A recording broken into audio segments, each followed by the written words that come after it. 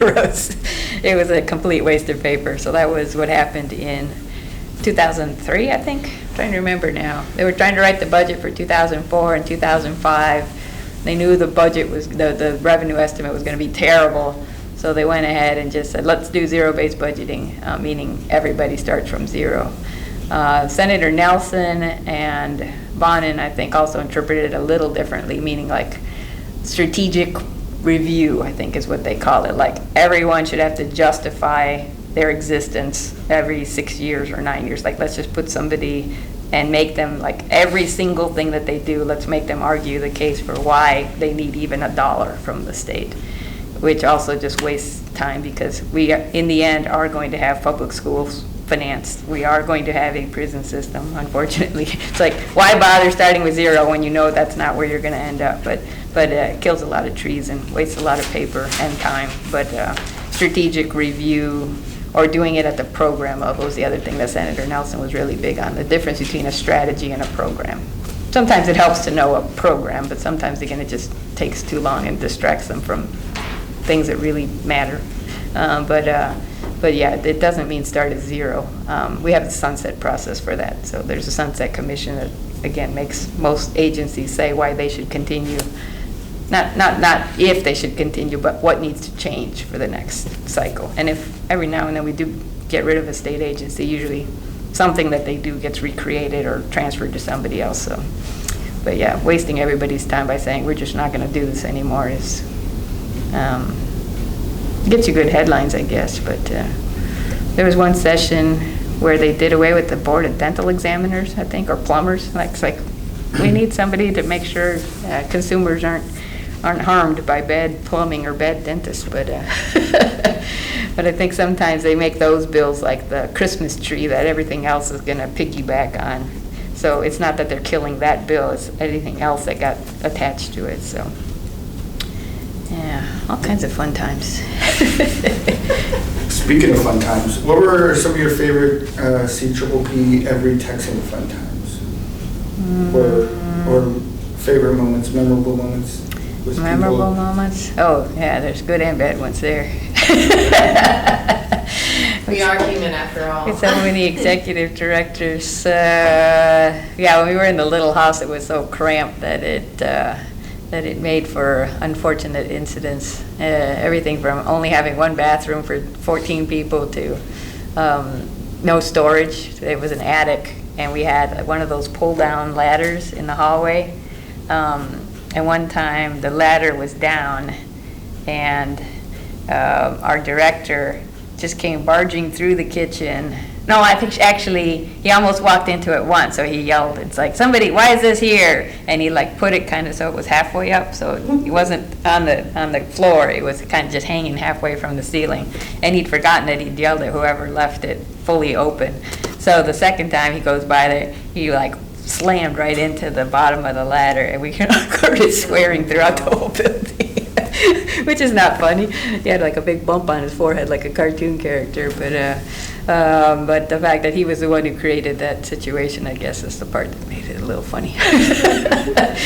But the karaoke party that we had, that was fun. Melissa was still with us, and she was a very good karaoke singer. I think she probably had her own microphone. She was practicing. Yeah, I think she practiced, but that was fun. And also we had Gina, who was a real singer.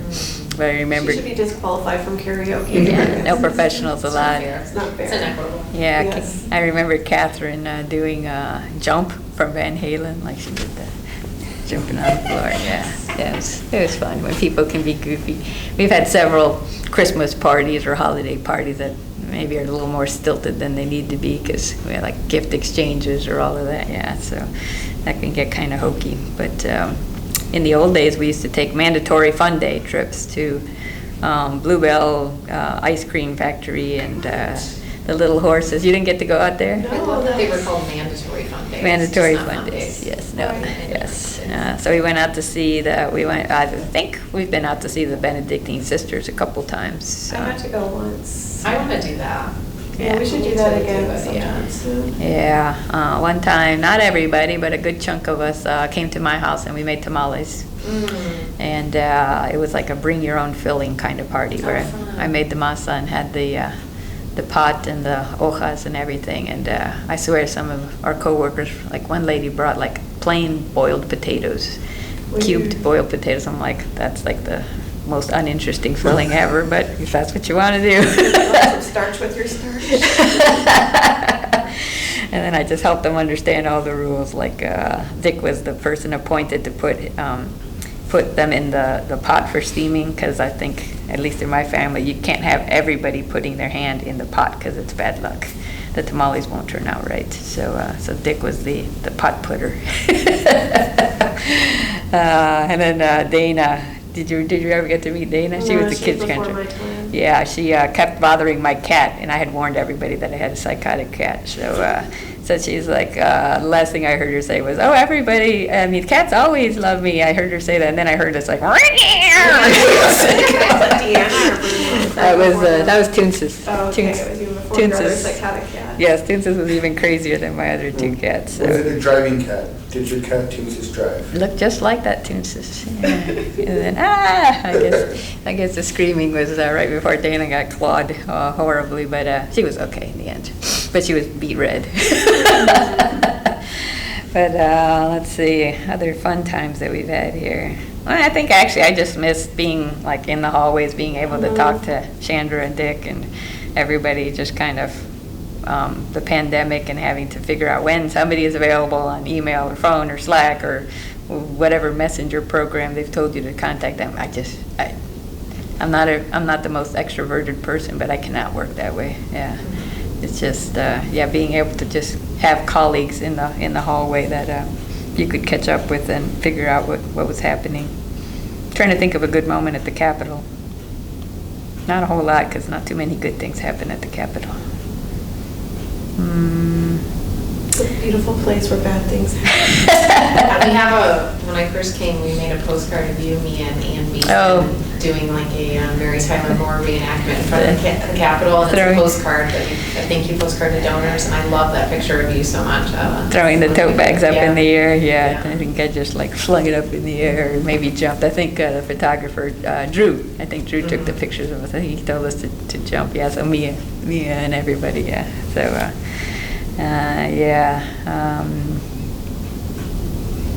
so all kinds of good times, but all kinds of very challenging times too, obviously. What was it like when y'all started Texas Forward at the beginning? Like, walk us through the emotional process around that and starting that coalition, and then how it kind of sunset, and what did you learn from that? And as we move into people's budget, what advice do you have for us from what you learned from Texas Forward? Sorry, there's 7 questions in one with that one. But. Yeah, I would say generally it's not something that was like created as a brand new thing or that has ended and sunsetted. Like it was always like the core groups that we worked with that have obviously an interest in having better budget and tax outcomes. The teachers unions, the AFL-CIO, the people who represent state workers, the people who represent providers, other child advocacy groups, like all the usual suspects that we work with in all the other coalitions. So I think that was maybe the difference. It's like the Texas Forward was a place where we were only going to talk about revenue options, because everybody in the group, in the coalition already was part of our health coalitions or part of our payday lending coalitions or all the other things. So how to get the focus